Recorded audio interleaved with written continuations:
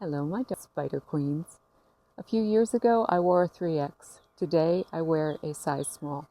85 pounds gone. But honestly, the weirdest part wasn't really losing the weight. It was realizing that my body had changed way faster than my brain did. Everyone talks about weight loss like it's some kind of math problem, like a certain number of calories, a certain amount of exercise, self-discipline, the before and after pictures, recording what you eat, all those things, but nobody really talks about identity. Because losing weight isn't just losing weight. Sometimes it means letting go of a version of yourself that you have been for years, for very good reasons. And that can be super scary. It can be horrifying to let go of something and someone that you have been for a long time. And when the weight came off, my brain absolutely did not get the memo. It didn't. Like, I would walk into a store, automatically grab larger sizes, realize that they didn't fit. I'd try on something smaller, and then that did fit. And every single time, every time, I felt like I had made some kind of mistake. Like, eventually some manager was going to walk over and say, ma'am, there has clearly been a misunderstanding. And the hardest part wasn't really changing my body. That was actually fairly easy.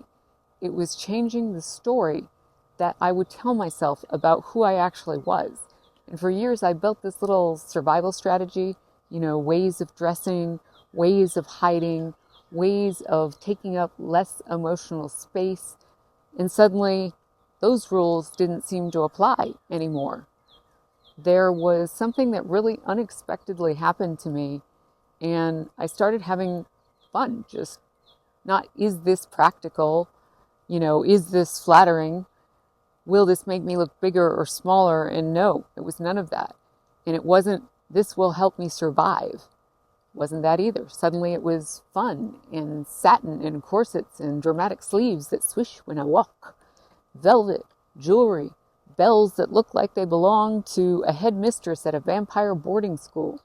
The whole glorious mess my closet turned into what I could only describe as the wardrobe department for a woman accused of witchcraft in 3 different centuries, possibly 2 continents.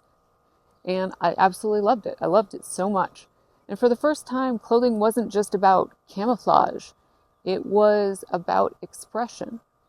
And now, if you're hanging around here for a while, you know that I like to talk about psychology and deeper implications of fashion.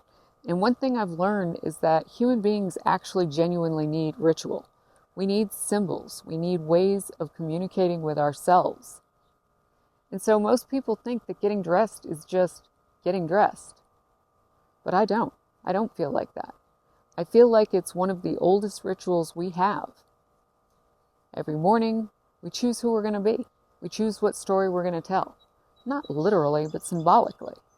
And that reaches a part of our subconscious which only talks in pictures.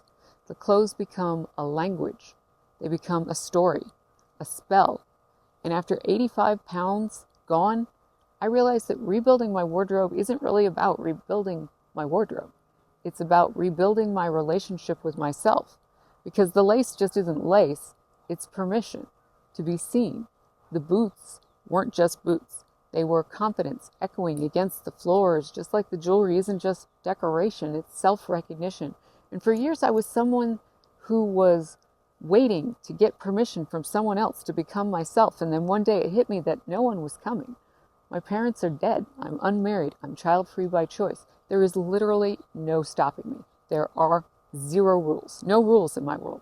I can go out any way I like. I'm paying my bills. The permission slip had to come from me. And maybe that's what they mean when they talk about the dark feminine. Not manipulation, not power over other people, not becoming some Instagram villainess while sipping espresso, while plotting revenge. The real dark feminine is self-possession. It's looking at yourself honestly and say, these are the beautiful parts. These are the wounded parts. These are the powerful parts. These are the frightened parts. And saying, all of you can come with me. That's where the magic is, not in the perfection, not in the transformation. It's in integration. in finally letting every single part of yourself have a seat at the table. Maybe that's why transformation stories can hit so deeply. They're never really about becoming someone else. They're about coming home to yourself. And losing 85 pounds didn't just give me a new identity. It just cleared away enough noise for me to recognize the one that was already there, that was there since I was 13, that took joy in Morticia Addams and Lily Munster. And honestly, more than a number on a scale, that feels like magic. Love you guys.